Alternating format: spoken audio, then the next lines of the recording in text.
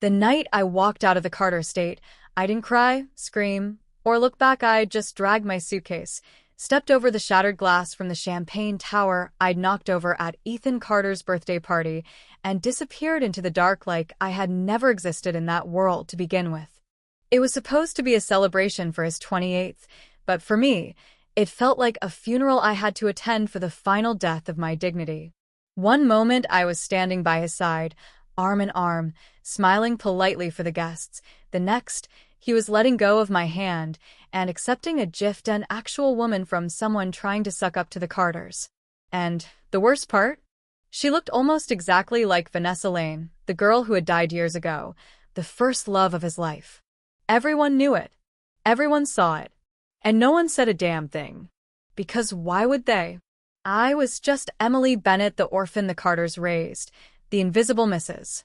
Carter with no marriage certificate, no rights, no place to belong. I watched Ethan laugh with that woman, twirl his wedding ring like it meant nothing, and then, in front of the entire ballroom, toss it right back to her when I laid mine on the table. She doesn't want it anymore. You can have it. That was the moment I knew. I wasn't going to stand there and be the joke anymore. I walked out while the broken glass was still being swept up and the guests were whispering behind their champagne flutes.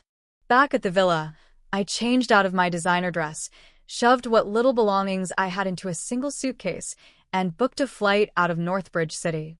No notes. No goodbyes. Just freedom. It took 6 hours by plane and 3 hours by road to reach Maple Hill, the quiet southern town where my grandmother had grown up, the only person who ever truly loved me. There was nothing left of her there, no relatives, no inheritance. Just memories. But I rented a tiny courtyard house with creaky floors, planted some roses that weren't yellow, and bought a rocking chair I could actually sit in without worrying about posture or appearances. I stopped wearing makeup. I stopped checking the news. And I started breathing again.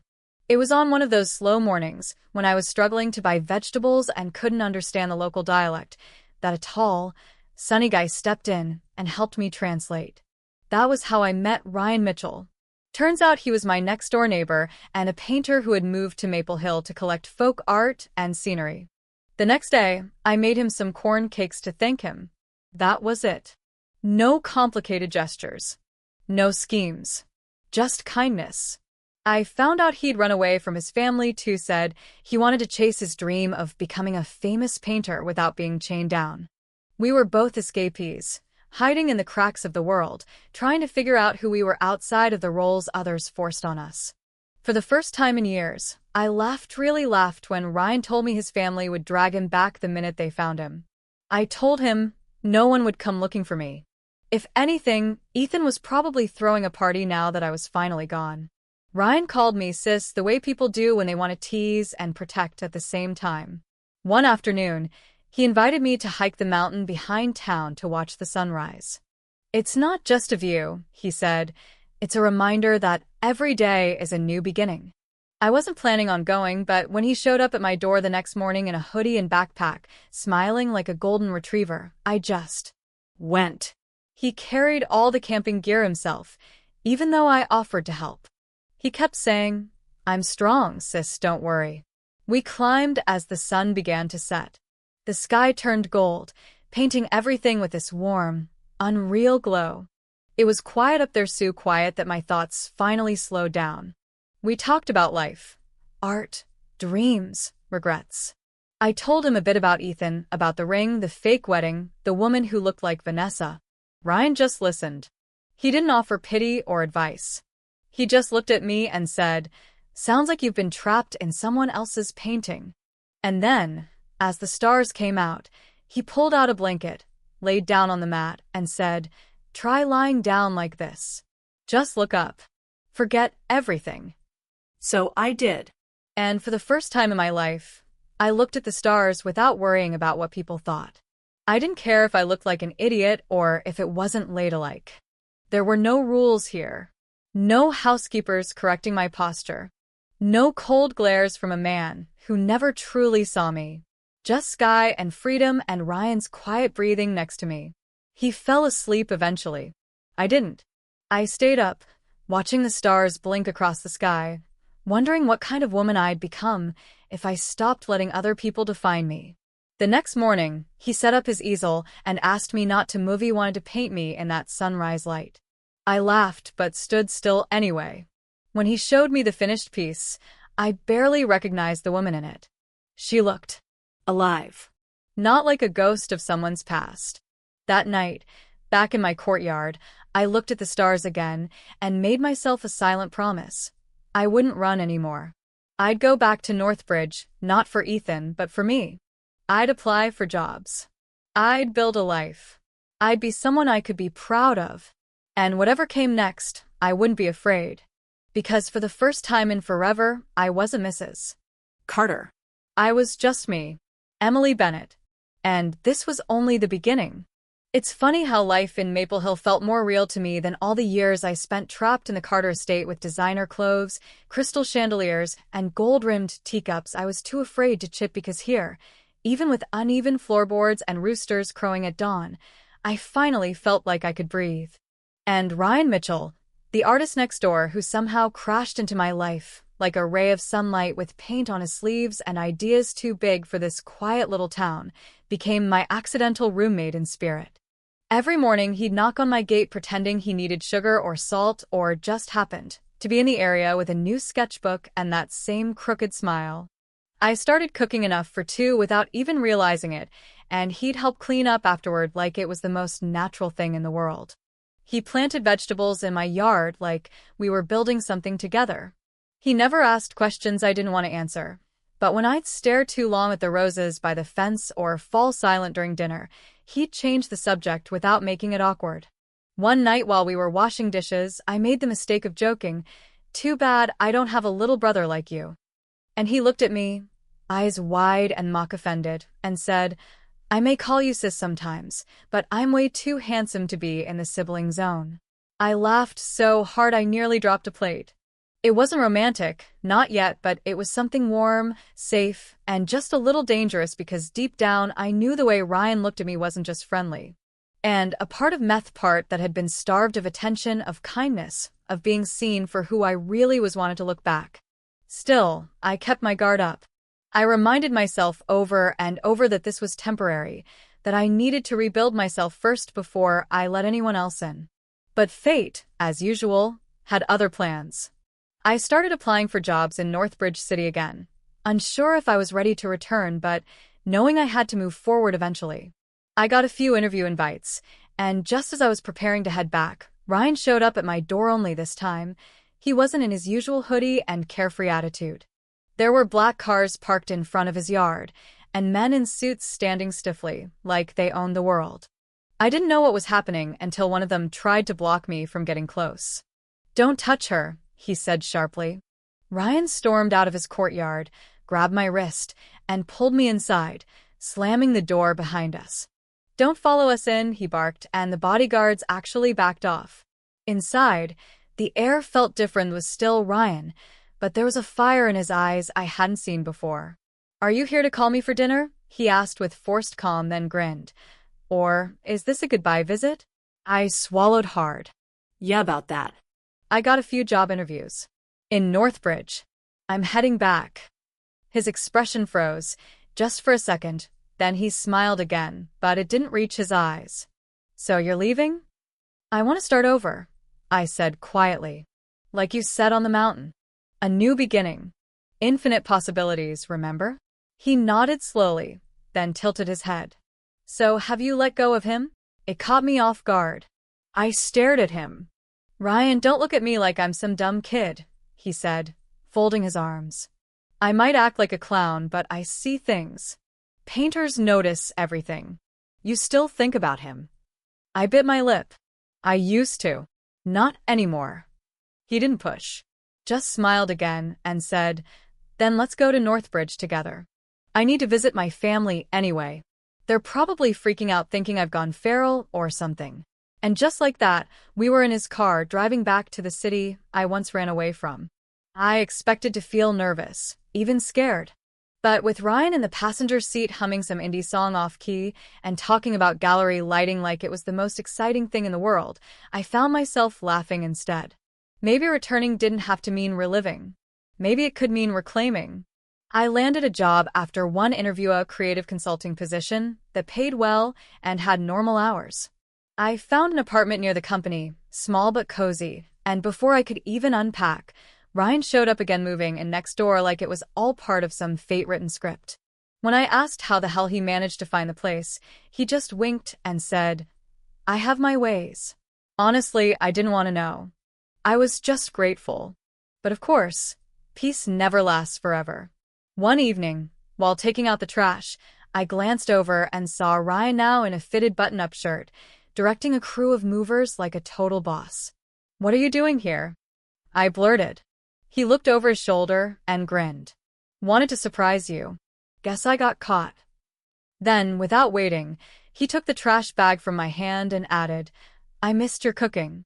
So, I came back to be your neighbor again and have dinner with you." I wanted to be mad. Or, at least pretend to be. But instead, I invited him in and decided to make hot pot to celebrate his move. It was messy, spicy, and ridiculously chaotic, just like our conversations. He dropped beef tripe into my bowl, and the moment I took a bite, I started choking on the spice. "You okay?" he laughed. "Didn't you say you loved hot pot?" "I used to," I wheezed, grabbing a glass of milk. "Guess I'm out of practice." I thought back to the last time I'd eaten hot pot. It was with Ethan, late one snowy night after he'd worked overtime. The food I brought him was cold, and I suggested going out. He frowned through the whole meal and later complained about the smell on his coat. I never brought it up again. I stopped eating hot pot after that. But tonight, sweating from the spice, laughing at Ryan's expressions, and seeing him clean up afterward like it was second nature, I remembered why I loved it. It wasn't the food. It was the feeling, the connection, the joy. After dinner, he washed the dishes, opened the window to let the steam out, and left with the trash without me asking. It was so normal. And maybe that was what felt so foreign. The next few days flew by. I was busy with meetings, catching up on old contacts, rebuilding my life in the city. The media had long forgotten about me. No one talked about the missing Mrs. Carter. If anything, they were now obsessed with Ethan's new assistant, a woman who looked uncannily like Vanessa Lane. I scrolled past paparazzi shots of Ethan holding an umbrella over her head, fixing her tie, shielding her like she was the only one who mattered. Maybe she was. I used to think love meant sacrifice. Now I realized real love didn't erase, yet made you feel seen. Ryan interrupted my thoughts one evening, leaning on my shoulder while I worked. "You can't keep ignoring me for your laptop," he grumbled, pushing it away. "You've got a handsome guy right here." I smirked. "Since when did you get so clingy?" "Since you started staring at photos of an old man," he said. I laughed hard. "You just called Ethan Carter old. If he heard that, what's he gonna do? Sue me for slander?" Ryan teased. Then his tone shifted. "Is he the one who made you sad?" I blinked, caught off guard again. "You know him. Everyone knows him. The Carter Group is famous." I hesitated. When I was little, my mom made me call him Uncle. Can you believe that? Ryan looked like he was trying not to burst out laughing. "He's only 4 years older than me. You calling me Uncle next?" I snorted and shoved him lightly. "Shut up." "So, you're the missing Mrs. Carter?" he asked, voice softer now. I didn't answer right away. I had been curled up on his lap from laughing too much and hadn't realized it. When I looked up, he was staring right at me, his expression serious for once. "If you're Mrs. Carter, then I guess I'm the guy she kept on the side," he said with a smirk, trying to lighten the mood. I rolled my eyes and nudged him. "Don't talk nonsense." But he just leaned closer. "Then let's make it official. Help me out, get a marriage certificate with me." I froze. He was joking, right? But the next morning, we were at City Hall, holding a fresh, shiny red marriage certificate, and all I could think was, it was supposed to be Ethan's name on that paper. I never imagined the man beside me would be someone else. And yet, I didn't feel regret. No grand wedding. No press. No paparazzi. Just a piece of paper and a quiet sense of peace. Maybe when you expect nothing, even the smallest bit of sincerity feels like everything. Ryan looked over at me and said, "This doesn't feel fake to me. Let's see what happens next, wife." And I didn't stop him from calling me that, because somehow it didn't feel fake to me either. The funny thing about pretending to be married is how quickly it starts to feel real, and the moment Ryan jokingly waved that red marriage certificate in front of my face, smiling like he'd just won the lottery, I should have stopped him. I should have reminded both of us that this was just a temporary favor for his family, a shield to keep the Mitchells off his back, but instead, I smiled back, held the certificate in my hand, and felt something in my chest quietly unlock, like for the first time in my life, I was choosing something semi for myself, not because I had to, not because someone expected it, but because I wanted to, and even though I told myself it was fake, there was something oddly grounding about having my name printed next to his, legal, undeniable, and ours, even if only on paper. Ryan left after that, saying he needed to show his parents proof of survival and explain the whole marriage situation before they flipped out, but before he left, he kissed the top of my head like we were already years into something serious, not two people fumbling through a convenient arrangement that started because of a joke and an empty heart. A few days later, while I was finishing up a design pitch at work, I got a call from him, no greeting, no explanation, just they agreed to let me hold an art exhibition. And I swear I could hear the excitement bubbling through his voice like he was a kid who just got into his dream college, and when I asked if I could help, he said, "Just show up. That's all I need." So I did. The night of the exhibition, I left work late, the usual chaos of deadlines and client calls swallowing up my attention until I realized the sun had already set, and when I finally arrived at the gallery, a small modern space tucked between towering buildings, it was already packed with people murmuring in awe, flipping through art catalogs, and snapping photos of the huge canvases that hung along the white walls. At first, I just drifted along with the crowd, pretending to be another art-loving stranger, but then I caught sight of a familiar figure near the exit, tall, broad-shouldered, wearing a tailored coat that looked way too expensive for anyone here, and my heart stopped because even though I told myself it couldn't be, my gut whispered it was Ethan Carter.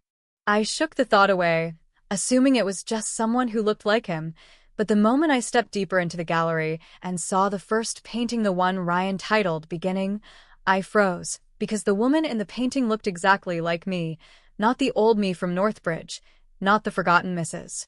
Carter hiding behind etiquette and muted clothes, but me now, eyes bright, face lifted toward the light, and suddenly it was like every pair of eyes in the room turned toward me without turning at all.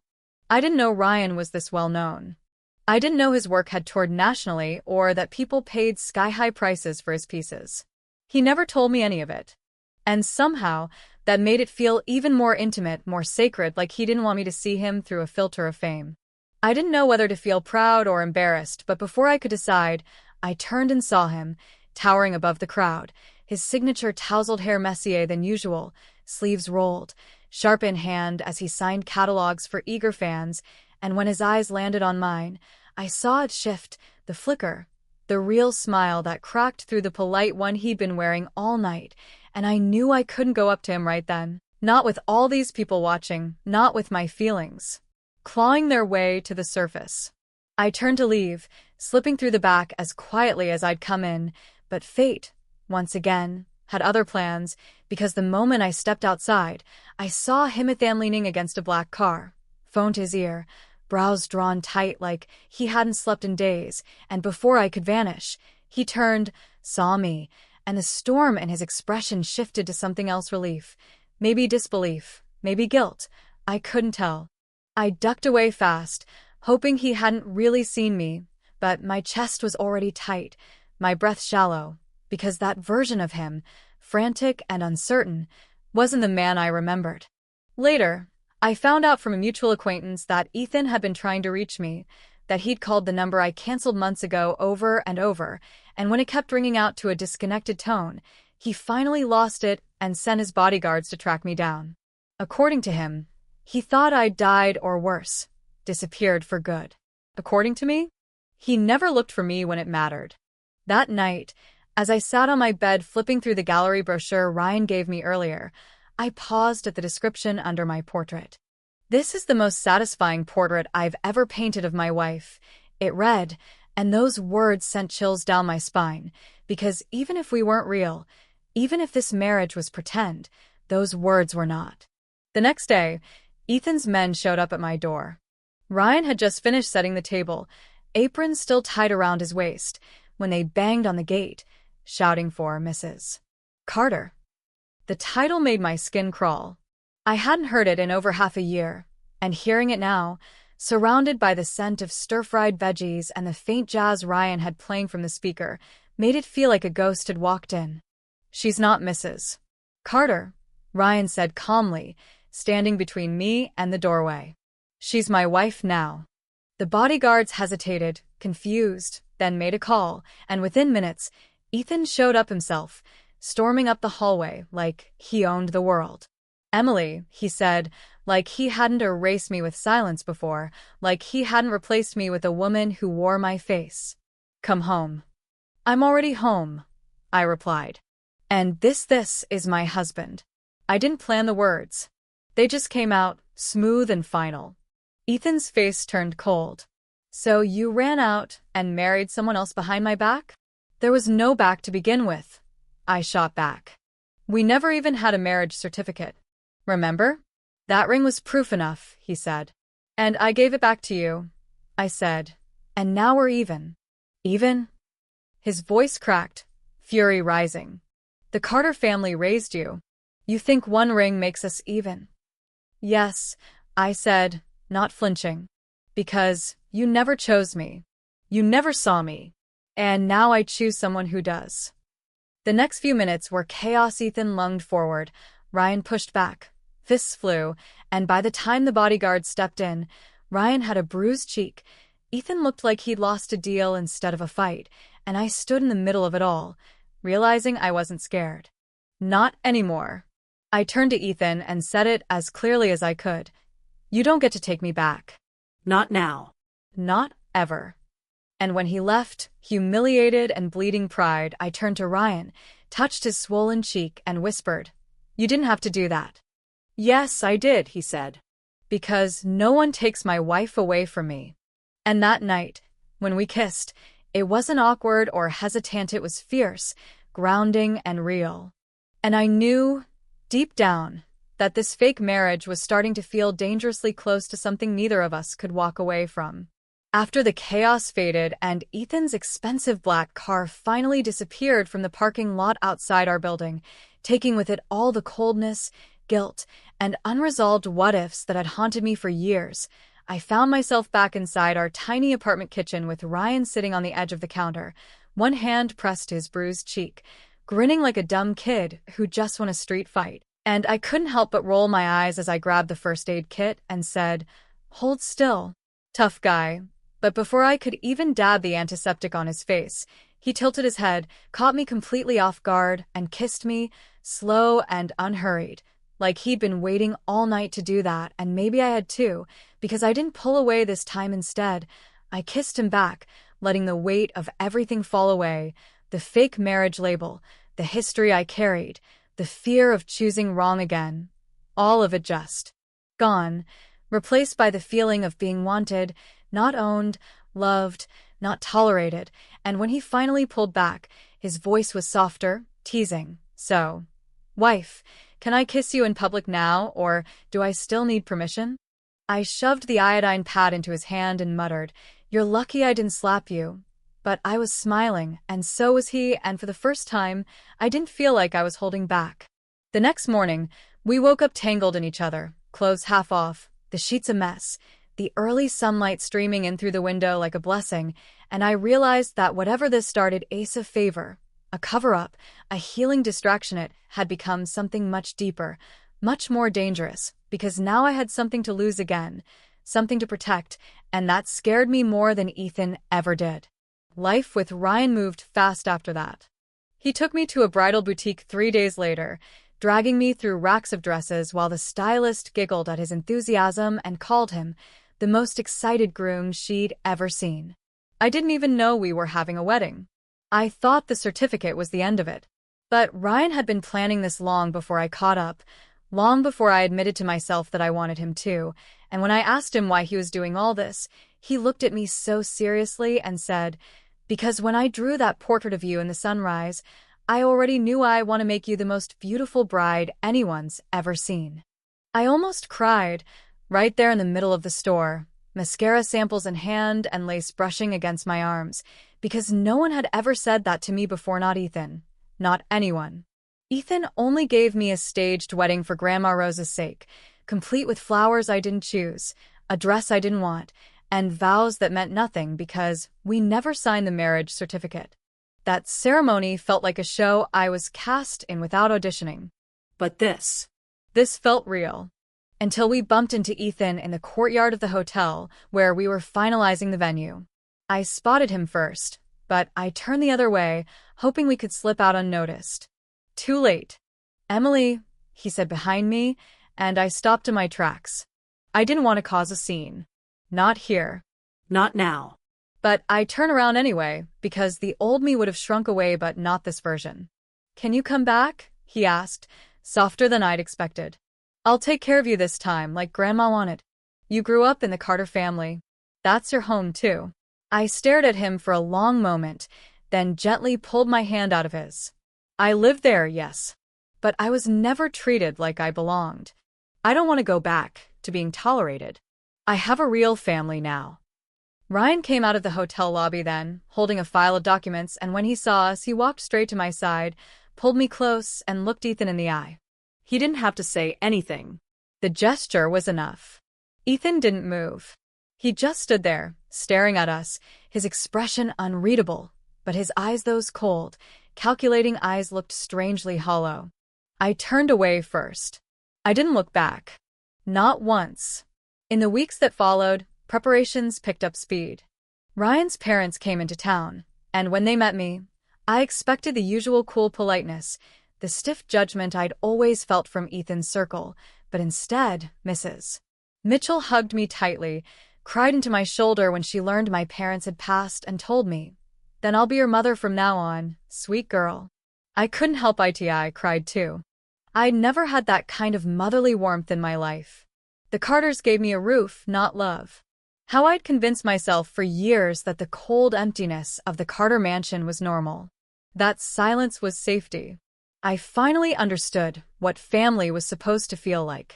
Ryan made me laugh every day, helped me rehearse vows he said he was going to freestyle anyway, and took over every single detail of the wedding planning with a chaotic passion that left me both exhausted and breathless. "This is going to be the greatest love story ever painted," he said one night as he pinned sample photos to our living room wall. "It's gonna be so epic, even your past won't dare compete." But we didn't expect what happened the day before our wedding.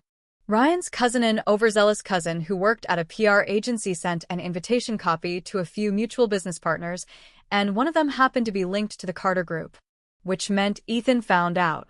I came home that evening to find Ryan sitting on the couch, holding an opened envelope, his face unreadable. "What is it?" I asked, already dreading the answer. He handed me the invitation. It was ours, but scribbled across the bottom, in Ethan's handwriting, were 3 words: "You really moved on." I didn't know whether to laugh, cry, or scream. Ryan looked at me, calm and firm. "Do you want to postpone?" "No," I said without hesitation. "I want to walk down that aisle more than I've ever wanted anything."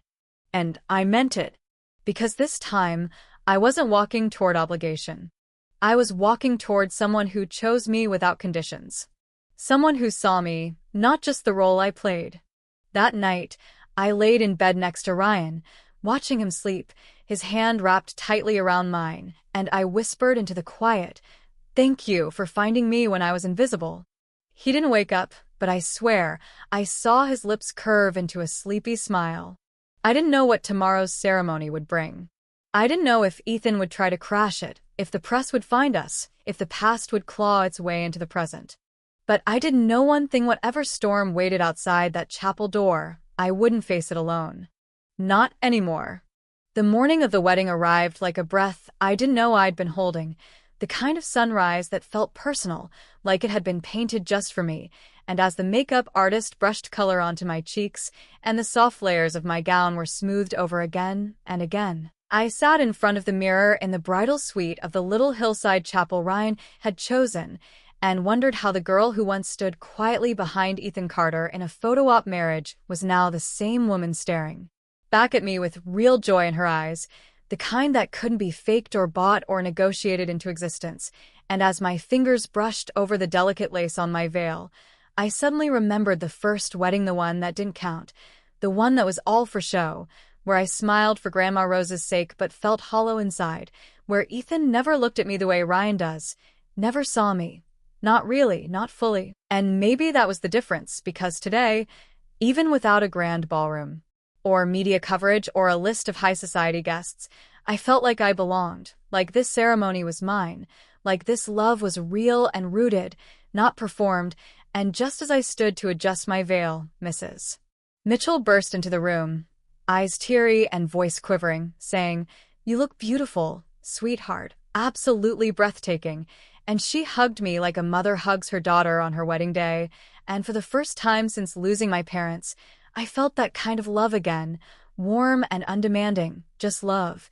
And when I stepped outside and caught sight of Ryan waiting for me at the end of the aisle, wearing a navy suit with his messy hair only half-tamed and that boyish grin plastered all over his face, I could hardly walk straight because my heart was beating so loudly I was sure everyone could hear it. But then his eyes met mine, and I just floated, like gravity had given me a break for one day, and I walked forward, past rows of wooden chairs decorated with fresh sunflowers and the smiling faces of people who actually knew us, who wanted to be here. And when I reached him, Ryan took my hands and whispered, "You made it." And I whispered back, "So did you." And we laughed like we always do, like we'd never been broken before, like this was the start of a brand new page with no creases from the past. And as the officiant began speaking, I couldn't focus on anything but Ryan's hands holding mine, steady and warm, grounding me in this moment that felt too perfect to be real. And when it came time for vows, he didn't pull out a folded paper or scripted lines. He just looked at me, all sincerity and heart, and said, "I fell for you on a mountain at sunrise, and I've been falling ever since." And I choked back a laugh because only Ryan would start a wedding vow like that. But he went on, his voice shaking a little now, "You're the first person who made me want to stop running, and if you'll let me, I'll spend the rest of my life making sure you never feel invisible again." And I didn't even realize I was crying until he reached up and wiped a tear off my cheek with the gentlest touch. And then it was my turn, and my voice cracked when I said, "I used to believe love was something you earned by staying quiet and being small, but you taught me that real love makes you louder, bigger, braver." And I looked at him and added, "Thank you for choosing Menet for who I used to be, or what I could offer, but just me." And by the time we exchanged rings, the sun was peeking through the trees, casting golden light over everything like the universe was giving its blessing. And when the officiant said we were officially husband and wife, Ryan dipped me into a kiss. So dramatic the crowd actually cheered, and I let it happen because for once, I didn't care who was watching. This was ours. And after the ceremony, we danced barefoot under string lights in the backyard of the Mitchell family house, Ryan's little cousins throwing flower petals at our feet and stealing cupcakes from the dessert table, and everything was chaotic and perfect. And at one point, I turned my head and saw Ethan standing far off near the fence, watching, just watching, and I didn't know how long he'd been there or why he came or what he hoped to accomplish, but I didn't go to him. I didn't flinch. I just looked away, took Ryan's hand, and kept dancing because I didn't know that man anything anymore, not explanations, not closure, not a single moment of hesitation. And as Ryan twirled me under the lights and whispered something dumb like, "You're totally stuck with me now," I realized that the weight I'd carried for years had finally lifted, that the pain Ethan caused me wasn't going to define the rest of my life, that this marriage wasn't just a rebellion or a rebound. It was real, chosen, and alive. And that night, when we lay in our new home, still half-dressed and too high on cake and adrenaline to sleep, Ryan turned to me and said, "You know, I meant it." And I blinked at him. "Meant what?" And he smiled, his voice lower now, almost shy. About making this the greatest love story ever painted. And I laughed, curled into his chest, and said, "Then you better get started." And he kissed the top of my head and whispered, "Page 1 begins now." And even though I didn't say it back, I knew in that moment, deep in my chest, that I loved him too. Not because he saved me, but because he reminded me I could save myself. And in the morning, when the sunlight poured in, and the flowers in our little window box bloomed a little brighter than usual, I didn't think about the past or what-ifs. I just thought about coffee, about kissing him good morning, and about the life we were about to build. Not perfect, not painless, but ours, and that was enough for me. It's strange how after everything, after the escape from the Carter estate, the fake marriage that became real, the whirlwind wedding that finally felt like mine, the quiet days that followed felt like the greatest reward, because there were no headlines, no scandals, no door-slamming fights or stormy silences, just warm mornings where Ryan made a mess in the kitchen pretending to cook breakfast, and I'd sit by the window sipping coffee, watching the sunlight dance across our little dining table, thinking, so this is what peace feels like, and I swear I could live like that forever. But life has a funny way of testing your resolve just when you start to believe you've outrun your past, because about 3 weeks after our wedding, I turned on the TV while folding laundry and nearly dropped a whole pile of socks when Ethan's face filled the screen, slick suit, expression carved from stone. And the moment the host mentioned the divorce rumors and his so-called assistant, Ethan leaned forward, stared straight into the camera, and said, "My wife ran away from home. It was a tantrum. She'll come back." And my blood ran cold, because even now, even with everything he'd seen, he still believed I was some object that belonged to him, something temporary that would eventually crawl back when the world turned cold. And in that moment, I realized Ethan wasn't grieving or regretting, was waiting, and that was far more dangerous, because the moment a man like him believes he still owns a piece of you, he'll burn down anything you try to build just to prove his control. And I didn't want to tell Ryan. I didn't want to ruin the peaceful life we were stitching together one soft morning at a time, but he found out anyway, always does, and when he replayed the interview on his phone, eyebrows furrowed, jaw tight, he didn't say anything for a while, just stood there, the screen glowing between us like a warning sign, until finally he looked up and asked, "Do you want to move?" And I shook my head, because I was done running. I'd run my whole life, and this time I was going to stand my ground, so I said, "No." Let him watch me thrive, and Ryan nodded, tucked a loose strand of hair behind my ear, and said, "Good." Because I'd just signed a contract with a new gallery downtown, and I'm not letting him take this from us. And we kissed in that tiny kitchen like warriors celebrating a quiet victory, but we both knew it wasn't over, and I think a part of me always knew Ethan would come back one last time, not for love, but for ego, because when people like him lose control, they don't mourn, they retaliate. It happened on a rainy Thursday, the kind of day that reminded me of when I first left, damp and gray and humming with tension, and I was just stepping outside with my umbrella when a sleek black car pulled up beside me, and Ethan stepped out like the rain couldn't touch him, like he still had the right to occupy my space. And I didn't run, I didn't flinch. I just stood there and waited because I was done being afraid, and he walked over, slowly, carefully, like I was a cornered cat, and said, "Emily, you've made your point. Now come home." And I almost laughed, because it wasn't a question, it was a command, like nothing had changed, like the wedding and the ring on my finger and the man waiting inside the house weren't real enough to override his authority. And I said, "Ethan, I don't live in your world anymore." But he just smiled, the same smug smile he used to wear when he thought he had the upper hand, and said, "You still belong to me." And I knew then, this wasn't about love, it never was, it was about possession, about pride, about rewriting the ending he didn't like. And just as I was about to speak, the door to our house opened and Ryan stepped out, umbrella in hand, shoulders squared, and walked toward me like he had every right to be in the scene, because he did, and Ethan's eyes narrowed, not in fear, but in challenge, because the type of man Ethan is doesn't recognize love, only competition. And Ryan didn't even look at him at first, he just reached for my hand and asked, "You okay?" And I nodded, not taking my eyes off Ethan, who finally spoke again, his voice sharp. "You're really going to throw away everything the Carters gave you? For this?" And Ryan turned to him then, calm but deadly, and said, "She didn't throw anything away. You did. The day you looked at her like she was your burden instead of your partner, and I felt my heart squeeze because no one had ever defended me like that, not even Grandma Rose when she was alive, and Ethan just stood there, frozen, like the truth finally hit him, and then he left, no parting shot, no dramatic threats, just a man walking back to his car in the rain, smaller than I'd ever seen him, and when the door closed behind him, I let out a breath I didn't realize I'd been holding for years. After that, things were quiet again. No more news, no more appearances, no more ghost of Ethan Carter lingering at the edges of my life.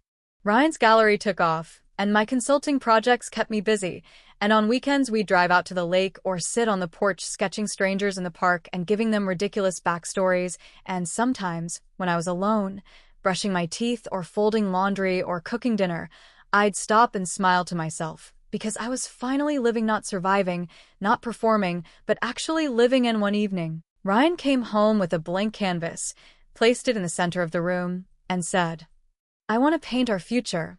And I laughed, tossed him a brush, and said, "Only if I get to paint the sky."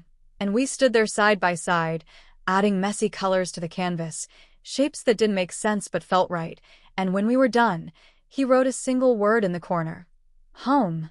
And I knew, no matter what city we lived in, no matter where we went, as long as he was there, as long as I was free, I'd never feel lost again, because I had already found everything I thought I'd never have: love, peace, and most of all, myself.